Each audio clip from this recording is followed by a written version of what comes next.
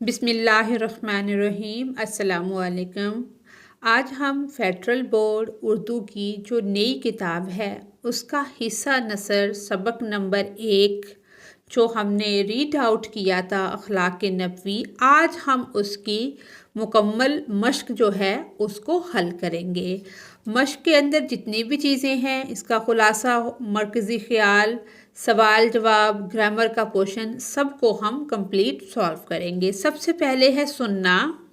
یہ سوال نمبر 1 ہے کہ پوری جماعت جو ہے وہ 10-10 کے گروہوں میں تقسیم کر دی جائے اور ایک طالب علم عبارت کو پڑھے اونچی آواز میں، باقی سب سن کے اس پہ غور و فکر کریں۔ جیسے پوری جماعت کے طلباء 10-10 کے گروہوں میں تقسیم ہو جائیں اور ایک طالب علم درج ذیل عبارت، یہ والی جو عبارت ہے، کو درست تلفظ، آہنگ، لحن اور ادائی سے بلند آواز میں پڑھے، جبکہ باقی طلباء عمدہ سامع کے بہترین جو سننے والا ہے، عمدہ سامع کے طور پر الفاظ، جملوں، مصروں، شعروں وغیرہ کے تلفظ، آہنگ، لحن، لے، اس کے اندر جو لے ہوتی ہے اور ادائی کے لفظ کا جو تلفظ ہے سے شعوری طور پر لطف اندوز ہوں۔ وہ شمع اجالا جس نے کیا 40 برس تک غاروں میں، ایک روز چمکنے والی تھی سب دنیا کے درباروں میں۔ ابتدائے ہجرت میں خود حضرت صلی اللہ علیہ وآلہ وصحبہ وسلم اور تمام مہاجرین انصار کے گھر میں مہمان رہے تھے۔ مہاجر جو ہجرت کر کے آنے والے، انصار جو پہلے سے مدینہ میں موجود لوگ تھے، پہلے سے جو رہنے والے تھے، وہ انصار کہلاتے ہیں، اور ہجرت کر کے آنے والے جو مکہ سے تشریف لائے تھے ہجرت کر کے، وہ مہاجرین۔ 10-10 آدمیوں کی ایک جماعت ایک ایک گھر میں، کہ 10-10 آدمیوں کی جماعت بنا دی گئی اور 10-10 آدمیوں کو ایک ایک گھر میں مہمان رکھا گیا، ایک ایک گھر میں مہمان اتار دی گئی تھی۔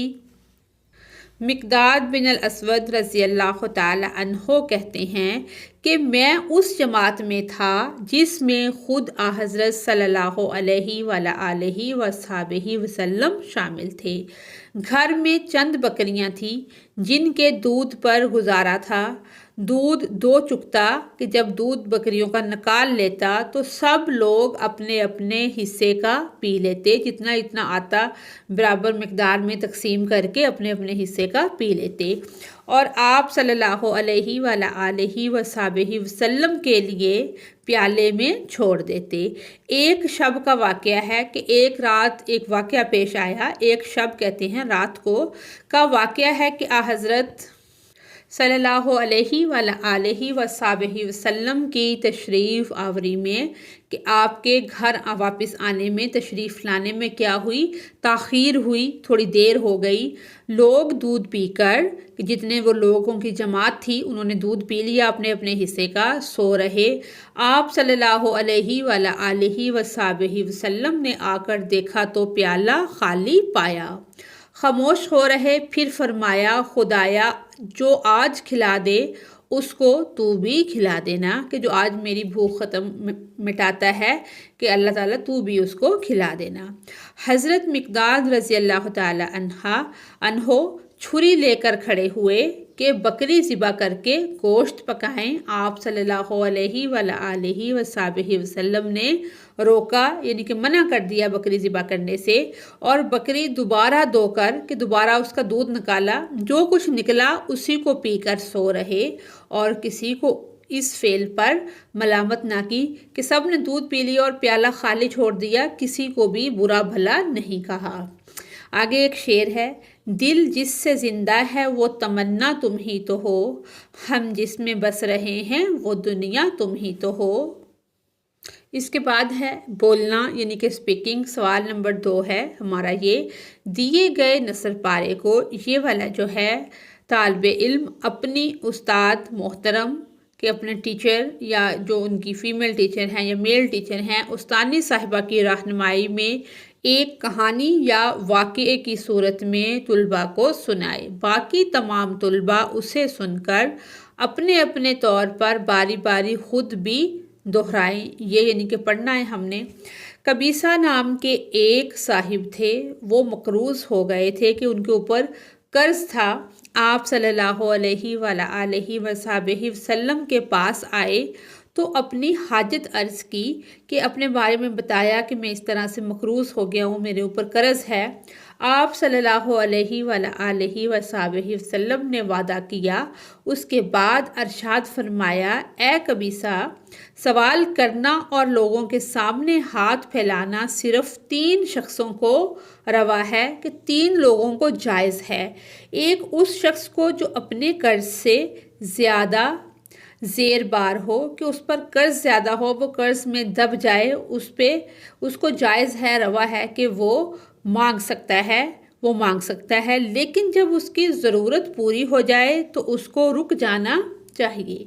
دوسرے اس شخص کو جس پر کوئی ایسی ناگہانی مصیبت کہ اچانک کوئی مصیبت یا آفت آ گئی ہو جس نے اس کے تمام مالی سرمایے کو برباد کیا، اس کو اس وقت تک مانگنا جائز ہے جب تک اس کی حالت جو ہے وہ کس قدر درست نہ ہو جائے، کہ جب وہ بہتر حالات ہو جائیں، تھوڑی بہت بہتری آ جائے تو وہ رک جائے، ادروائز وہ مانگ سکتا ہے۔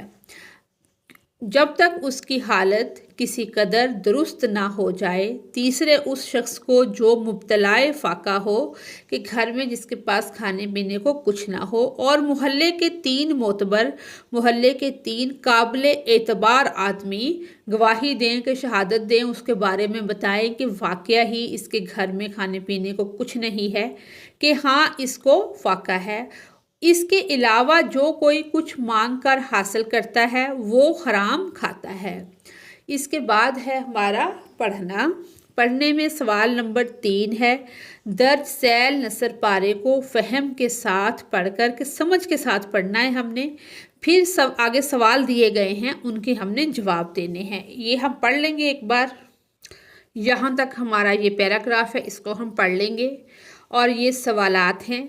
پہلا سوال ہے، جب فصل کا نیا میوہ آتا، کہ کوئی بھی نئی فصل آتی، آپ صلی اللہ علیہ وآلہ وسلم کی خدمت میں پیش ہوتا تو اس وقت آپ صلی اللہ علیہ وآلہ وسلم کا معمول کیا تھا؟ تو اس کا جواب ہے، جب فصل کا نیا میوہ آپ صلی اللہ علیہ وآلہ وسلم کی خدمت میں پیش کیا جاتا تو آپ صلی اللہ علیہ وآلہ وسلم حاضرین میں سے، جو محفل میں حاضر لوگ ہوتے، بیٹھے ہوتے، سب سے کم عمر بچے کو عنایت فرماتے تھے، کہ سب سے پہلے نیا میوہ جو ہے کم عمر بچہ جو چھوٹا ہوتا اس کو عنایت فرماتے۔ سوال نمبر 2 ہے، بدوی کی بات پر آپ صلی اللہ علیہ وآلہ وسلم نے کیا جواب دیا؟ اس کا جواب ہے، بدوی کی بات سن کر آپ صلی اللہ علیہ وآلہ وسلم نے فرمایا، اللہ تعالیٰ اگر تمہارے دل سے محبت کو چھین لے، کہ تمہارے دل سے اللہ تعالیٰ محبت ہی نکال دے تو میں کیا کروں؟ اگلا سوال ہے، جابر بن سمرہ رضی اللہ تعالیٰ عنہ کا بیان کردہ واقعہ اپنے الفاظ میں لکھے۔ تو اس کا جواب ہے، جابر بن سمرہ رضی اللہ تعالیٰ عنہ بیان کرتے ہیں کہ ایک بار انہوں نے آپ صلی اللہ علیہ وآلہ وسلم کے پیچھے نماز پڑھی۔ نماز کے بعد جب نماز پڑھ لی تو آپ صلی اللہ علیہ وآلہ وسلم گھر جانے لگے تو جابر رضی اللہ تعالیٰ عنہ بھی ساتھ ہو لیے۔ راستے میں چند اور لڑکے مل گئے، جیسے اکثر باہر بچے مل جاتے ہیں، تو نماز جب پڑھ لی مکمل ہوئی تو گھر واپس آ رہے تھے کہ راستے میں کچھ بچے آ گئے، کچھ لڑکے مل گئے۔ آپ صلی اللہ علیہ وآلہ وسلم نے سب بچوں کو محبت سے پیار کیا، ان کے ساتھ پیار، محبت، شفقت سے پیش آئے، اور جابر رضی اللہ تعالیٰ عنہ کو بھی شفقت سے نوازا۔ لاسٹ کویسچن ہے، آخری سوال ہے ہمارا اس پیراگراف میں سے، شبلی نعمانی کی لکھی گئی اس عبارت کا مقصد کیا ہو سکتا ہے؟ اس کا جواب ہے، شبلی نعمانی نے اس عبارت میں آپ صلی اللہ علیہ وآلہ وصحبہ وسلم کے بچوں سے محبت، شفقت اور رحم دلی کے پہلو کو اجاگر کیا ہے، تاکہ آپ صلی اللہ علیہ وآلہ وصحبہ وسلم کی سیرت طیبہ کا یہ اہم پہلو نمایاں ہو اور قارئین کو، پڑھنے والوں کو بچوں کے ساتھ نرمی اور محبت کا درس ملے، تاکہ پڑھنے والے بھی بچوں کے ساتھ شفقت اور محبت سے پیش آئیں۔ اس کے بعد ہے تکنیک اور اسلوب۔ اب ہم دیکھتے ہیں کہ تکنیک اور جو اسلوب ہے یہ کیا ہوتا ہے۔ کسی بھی ادبی تحریر کو بیان کرنے کے لیے تحریری طور پر الفاظ کی ضرورت ہوتی ہے، اس لیے کسی بھی موضوع کے حوالے سے مناسب الفاظ کا مناسب جگہوں پر استعمال اسلوب کہلاتا ہے کہ لفظ بھی مناسب ہوں اور جن جگہوں پہ وہ استعمال ہو رہے ہیں وہ بھی مناسب ہوں۔ گویا کہ ایک مصنف کے خیال یا ذہن میں جو کچھ ہوتا ہے اس کو اس نے بیان کرنا ہوتا ہے، وہ جس انداز سے اسے بیان کرتا ہے وہ اس کا اسلوب کہلاتا ہے۔ گویا ایک مصنف کے ذہن یا خیال میں جو کچھ ہوتا ہے وہ جس انداز سے اسے تحریری صورت دیتا ہے اسے اسلوب کا نام دیا جاتا ہے۔ اسلوب میں نہ صرف ایسے الفاظ کا استعمال ہوتا ہے جو موضوع کے شایان شان ہو، بلکہ ان کی تفہیم، وضاحت و بلاغت، جو اس کی وضاحت ہے، تفہیم ہے، تشریح ہے، اس کو بھی ہم آہنگ رکھا جاتا ہے۔ تشریح آہنگ کو بھی پیش نظر رکھا جاتا ہے، تاکہ تکنیک کے اعتبار سے بھی ایک مخصوص نقطہ نظر اور مافی ضمیر مکمل طور پر کہ جو چیز ضمیر کے اندر ہے جس کو وہ بیان کرنا چاہ رہا ہے وہ مکمل طور پر بیان ہو سکے۔ اسلوب یا تکنیک میں خیالات کے اظہار پر بھی زور دیا جاتا ہے اور ایسے الفاظ میں بیان کیا جاتا ہے جس سے مصنف کے ذہنی تجربات بلا کم و کاست براہ راست پڑھنے والے کے ڈائریکٹ جو ہیں وہ پڑھنے والے کے ذہن تک منتقل ہو سکیں، پڑھنے والے کے ذہن تک منتقل ہو سکیں۔ اسلوب یا تکنیک کی تشکیل میں بالعموم تین عناصر کو کہ تین ایسے عنصر ہیں جو امپورٹنٹ ہیں جن کو اہمیت دی جاتی ہے۔ سب سے پہلے ہے مصنف کی انفرادی خصوصیات، کہ اس کے اندر کون سی خصوصیت پائی جاتی ہے انفرادی طور پر۔ دوسرے نمبر پر ہے عام انسانی رویہ۔ تیسرے نمبر پر ہے خیال اور زبان کی خصوصیات، یعنی کہ ہر تخلیق کار، جتنے بھی تخلیق کار ہیں، اپنے موضوع کے اظہار کے لیے کہ جو وہ اظہار کرتے ہیں زبان و بیان کی مخصوص لفظی تراکیب، الفاظ، تشبیہات و استعارات کو استعمال کرتا ہے۔ ہم یوں کہہ سکتے ہیں کہ اسلوب موضوع کے تابع ہوتا ہے کہ جو اسلوب ہے وہ موضوع سے ہٹا ہوا نہیں ہوتا، موضوع کے تابع ہوتا ہے۔ گویا یہ کہا گیا ہے اور کیسے کہا گیا ہے کہ ساری بحث ہے کہ یہ کیا کہا گیا ہے اور کیسے کہا گیا ہے۔ دو امپورٹنٹ چیزیں ہیں کہ اس میں بیان کیا ہوا ہے اور کس طرح سے بیان ہوا ہے، یہ ساری بحث ہے۔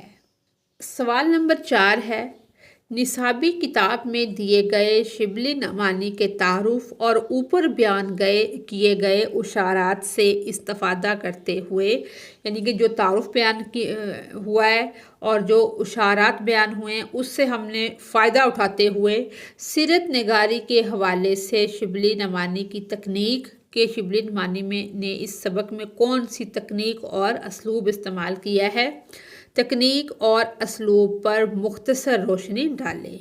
تو اس کا جواب ہے، شبلی نعمانی نے سیرت نگاری کو ایک نیا تحقیقی اور علمی زاویے سے پیش کیا۔ کس کو؟ سیرت نگاری کو کیا ہے جی شبلی نعمانی نے، ان کی سیرت نگاری کی تکنیک میں درج ذیل خصوصیات نمایاں ہیں، کہ جو خوبیاں ہیں ان کی تکنیک کے اندر، سیرت نگاری کی جو تکنیک انہوں نے اپنائی ہے اس کی جو خوبیاں ہیں وہ یہ ہیں۔ نمبر 1 پہ ہے تحقیقی اسلوب۔ شبلی نعمانی نے سیرت نبوی صلی اللہ علیہ وآلہ وصحبہ وسلم کے واقعات کو مستند تاریخی حوالوں، تاریخ کے اندر سب سے اچھے حوالے ہیں اور علمی تجزیے کے علم کی روشنی کے اندر ان کو پیش کیا ہے۔ کوئی ایسا واقعہ جو کہ غریب ہو، جس کی صحت جو ہے اس کے اندر پرابلمز ہوں، کیونکہ حدیث کو جاننے کے لیے مختلف کیٹیگریاں بنائی جاتی ہیں۔ ان کیٹیگریز میں دیکھا جاتا ہے کہ یہ حدیث جو ہے غریب ہے، ضعیف ہے، متواتر ہے، صحیح ہے۔ تو اس طرح سے یعنی کہ انہوں نے جتنے بھی واقعات پیش کیے ہیں وہ مستند ہیں کہ تاریخی حوالے جو ہیں ان کے مضبوط ہیں۔ وہ محض عقیدت پر اکتفا نہیں کرتے بلکہ منطقی استدلال اور تحقیقی مواد کے ذریعے واقعات کا جائزہ لیتے ہیں۔ دوسرے نمبر پر ہے قوت بیان، کہ بیان کرنے کی قوت جو ہے وہ کیسی ہے۔ ان کے اسلوب میں جوش اور ولولہ پایا جاتا ہے جو قاری کے دل میں ایک جذبہ بیدار کرتا ہے، کہ پڑھنے والا جو ہے اس کے دل کے اندر ایک جذبہ پیدا ہوتا ہے۔ ان کے بیانات میں خطیبانہ، جیسے خطیب جو تقریر کرتے ہیں، خطیبانہ خطاب کرتے ہیں، شان نظر آتی ہے جو سیرت کے واقعات کو مزید مؤثر کہ مزید اثر انداز بنا دیتی ہے۔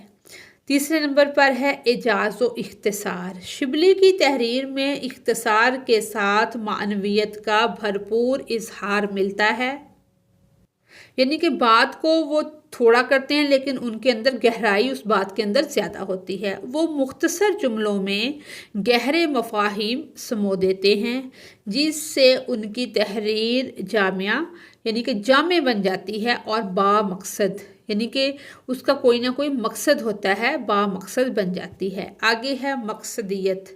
ان کی سیرت نگاری کا بنیادی مقصد مسلمانوں میں احساس خودداری پیدا کرنا اور انہیں اپنے شاندار ماضی سے روشناس کرانا تھا، کہ مسلمانوں کو یہ بتانا تھا کہ ان کا ماضی کتنا شاندار ہے۔ وہ مسلمانوں کو سیرت نبوی صلی اللہ علیہ وآلہ وصحبہ وسلم کے روشن پہلو دکھا کر ترقی کی راہ پر گامزن کرنے کے خواہاں تھے۔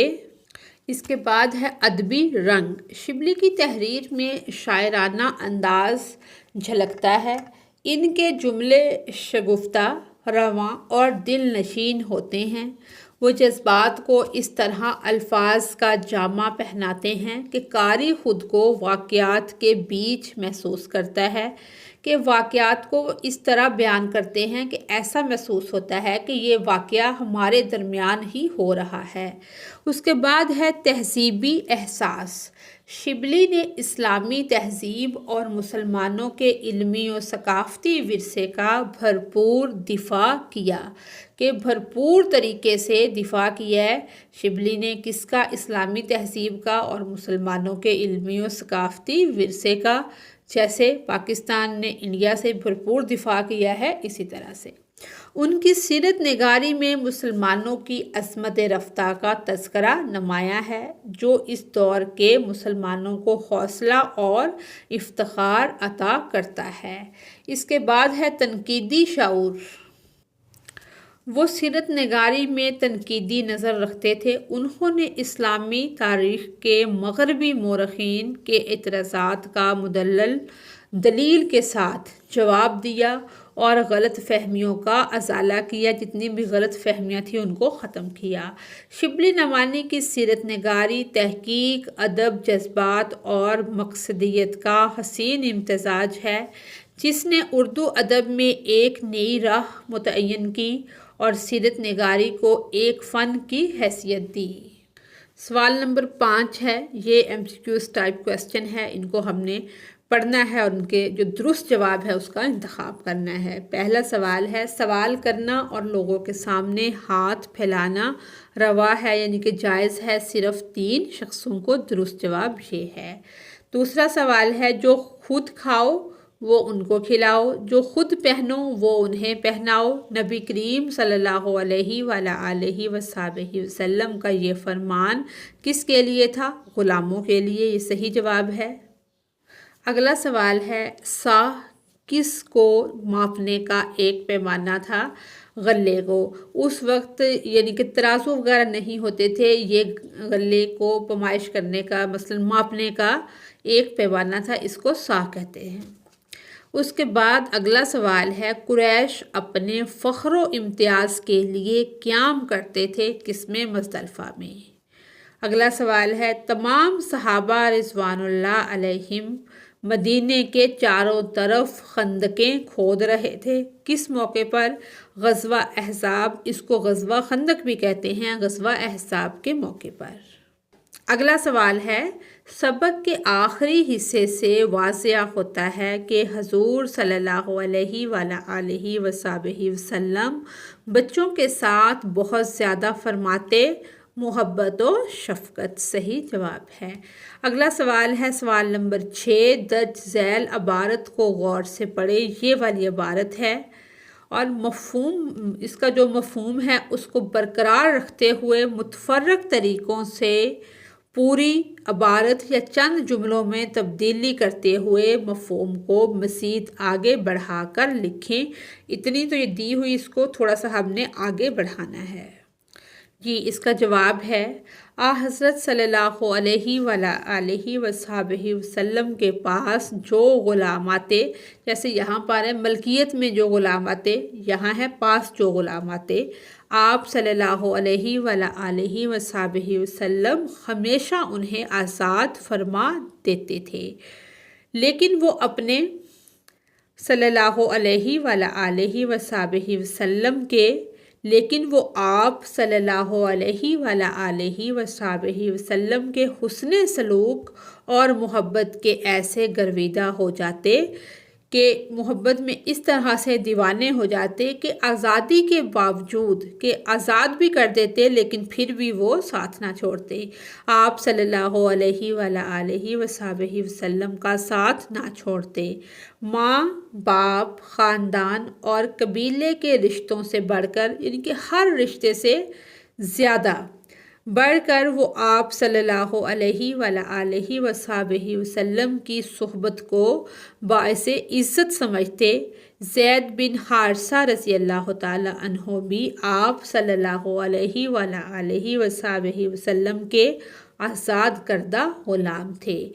جب ان کے والد انہیں واپس لے جانے کے لیے آئے تو زید رضی اللہ تعالی عنہ نے آپ صلی اللہ علیہ وآلہ وصحبہ وسلم کی محبت اور شفقت کو اپنے خونی رشتے پر فوقیت دی، یعنی کہ برتری دی، زیادہ بہتر جانا کہ جو محبت ہے اور شفقت ہے وہ خونی رشتے سے بھی اوپر ہے، اور آپ صلی اللہ علیہ وآلہ وصحبہ وسلم کا ساتھ نہ چھوڑنے کا فیصلہ کیا۔ آگے سوال نمبر 7 ہے درج ذیل عبارت میں الفاظ کے درست املا کا خیال رکھتے ہوئے، یعنی کہ اس میں املا کی غلطیاں بہت زیادہ ہیں، اس پہ ہم نے نظر ثانی اور پروف ریڈنگ کرنی، جیسے احمد ندیم قاسمی جو ہیں اس کاف سے قاسمی نہیں ہوتا، اس کاف سے ہوتا ہے، ہمیں ایسے نہیں ہوتا، اس طرح سے ہوتا ہے، اور دیہات جو ہے وہ ایسے ہوتا ہے، ثقافت جو ہے وہ اس طرح سے ہم لکھتے ہیں۔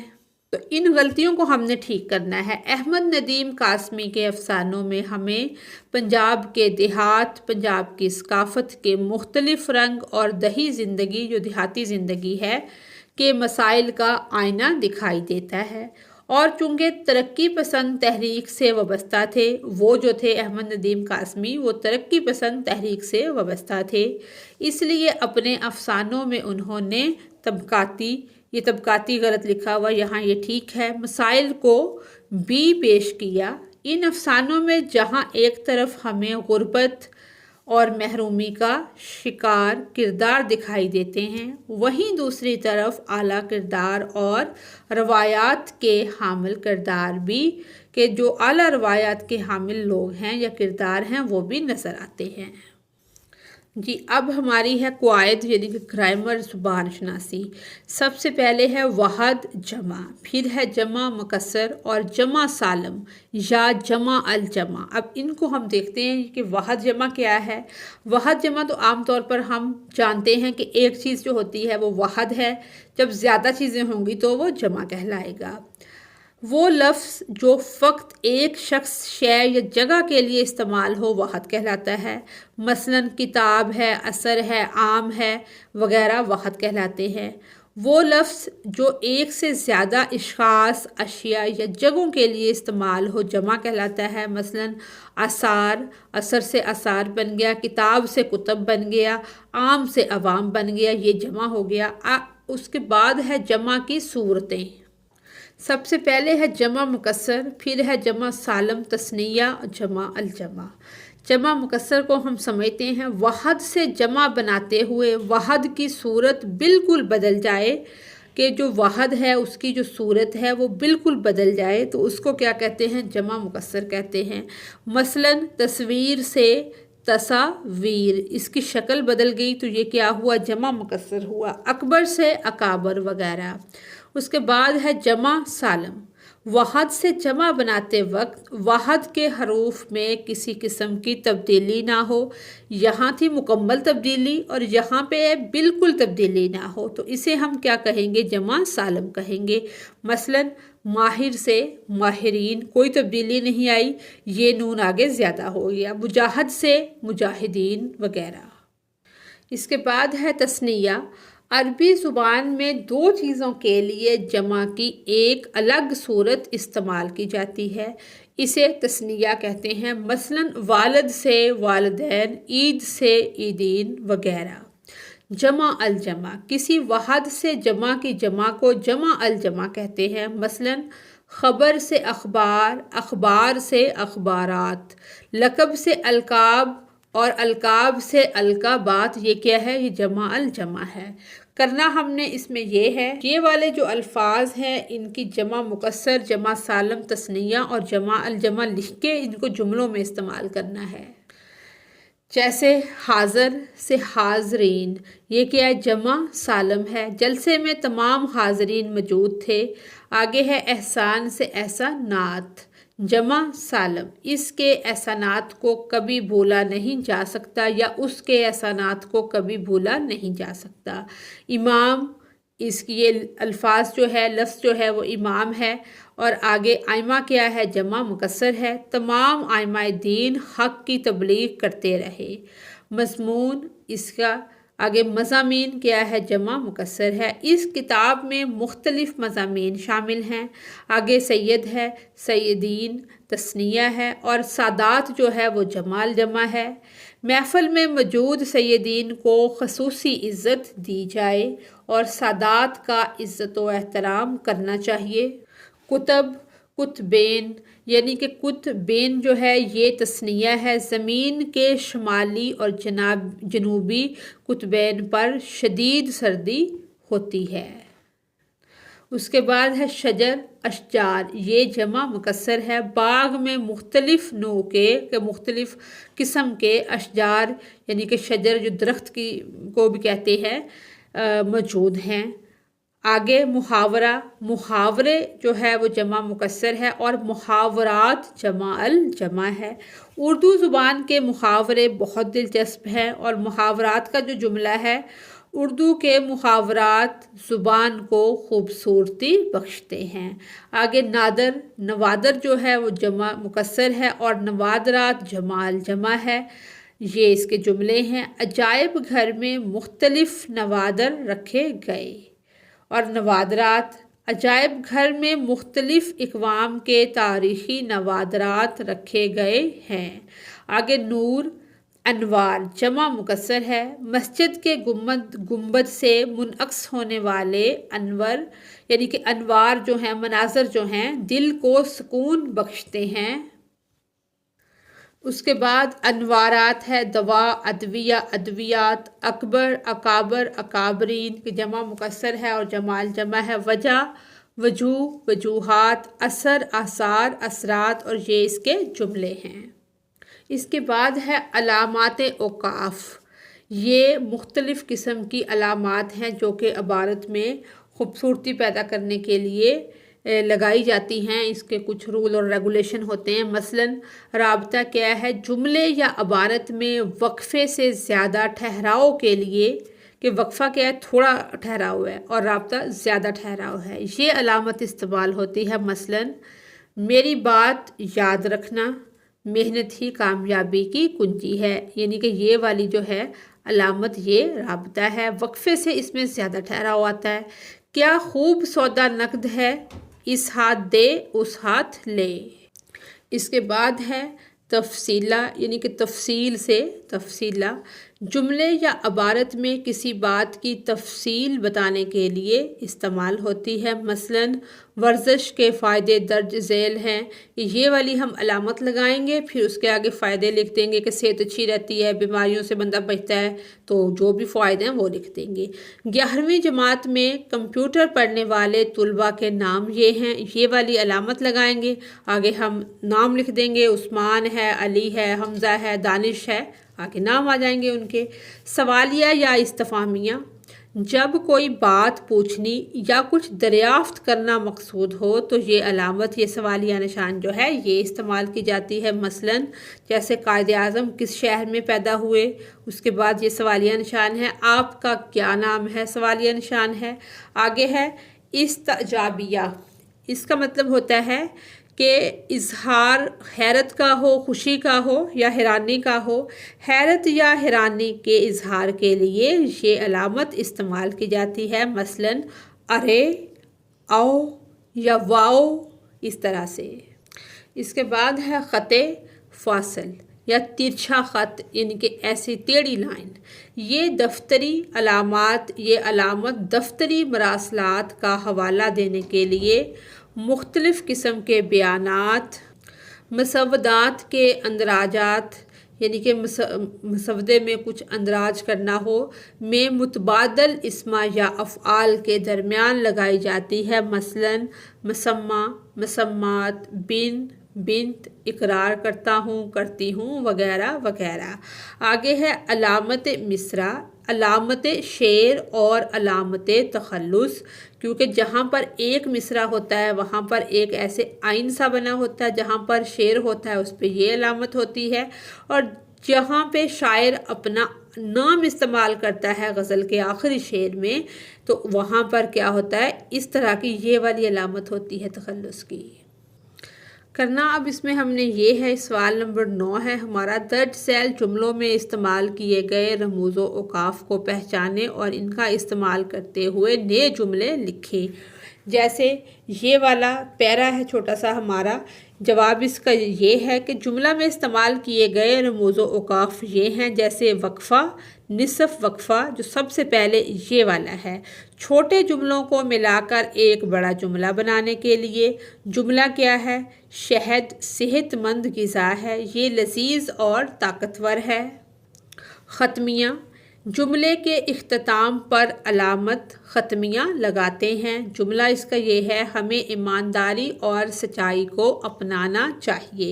سوالیہ یا استفہامیہ، یعنی کہ سوالیہ نشان، جب کوئی بات پوچھنی یا دریافت کرنا کچھ مقصود ہو تو یہ علامت استعمال کی جاتی ہے۔ جملہ، کیا ہمیں اپنے ملک کی ترقی کے لیے عملی اقدامات نہیں کرنے چاہیے؟ آگے سوالیہ نشان ہے۔ سکتہ، جملے میں مختلف اسما کو الگ الگ کرنے کے لیے استعمال کیا جاتا ہے۔ اس کے بعد ہے اس کا جملہ یہ ہے، پاکستان کے 4 بڑے صوبے ہیں، یعنی کہ یہ والی علامت آ گئی، پنجاب، سندھ، بلوچستان اور خیبر پختونخوا۔ آگے ہے رابطہ، جو سب سے پہلے ہم نے پڑھا ہے، جملے یا عبارت میں وقفے سے زیادہ ٹھہراؤ کے لیے، کہ وقفے سے زیادہ ٹھہرتے ہیں اس علامت پر، یہ علامت استعمال کی جاتی ہے۔ جملہ ہے، میری بات یاد رکھنا، محنت ہی کامیابی کی کنجی ہے۔ اس کے بعد ہے واوین، یعنی کہ یہ واو ہیں، الٹے واو، اور جیسے انورٹڈ کوماز، کسی کا قول یا بات من و ان نقل کرنے کے لیے یہ واوین استعمال ہوتے ہیں۔ جملہ نبی کریم، اس کا جملہ اب کیا ہے؟ نبی کریم صلی اللہ علیہ وآلہ وصحبہ وسلم کا ارشاد ہے، تم میں سے بہترین وہ ہے جس کے اخلاق اچھے ہوں، یعنی کہ بڑا بہترین جملہ ہے۔ اس کے بعد ہماری ایک سرگرمی ہے، یہ 3 ٹاپک ہیں ہمارے پاس، ان کے اوپر ہم نے 2 منٹ کی گفتگو کرنی ہے۔ تو یہ آپ یعنی کہ حضور صلی اللہ علیہ وآلہ وصحبہ وسلم کی راست گوئی یعنی کہ سچائی، تو اس پہ آپ 2 منٹ کی گفتگو کر لیں۔ جیسے اس پہ ہم یہ کہہ سکتے ہیں کہ حضور اکرم صلی اللہ علیہ وآلہ وصحبہ وسلم کی شخصیت کا ایک روشن پہلو آپ کی سچائی اور راست گوئی تھی۔ آپ صلی اللہ علیہ وآلہ وصحبہ وسلم نے ہمیشہ حق بات کہی، چاہے حالات جیسے بھی ہوں۔ آپ صلی اللہ علیہ وسلم نے ہمیشہ سچ بولا، لوگ آپ کو صادق اور امین کہا کرتے تھے، دشمن بھی آپ کی سچائی کا اعتراف کرتے تھے۔ جب قریش سے کہا گیا کہ اگر آپ ہمیں کہیں کہ پہاڑ کے پیچھے ایک لشکر ہے تو کیا ہم مان لیں گے؟ سب نے کہا ہاں، کیونکہ ہم نے آپ کو کبھی جھوٹ بولتے نہیں سنا۔ حضور صلی اللہ علیہ وآلہ وصحبہ وسلم کی راست گوئی صرف الفاظ میں نہیں بلکہ عمل میں بھی تھی۔ آپ نے ہمیں یہ سکھایا کہ سچ بولنا صرف ایک اخلاقی خوبی نہیں بلکہ ایمان کا حصہ ہے۔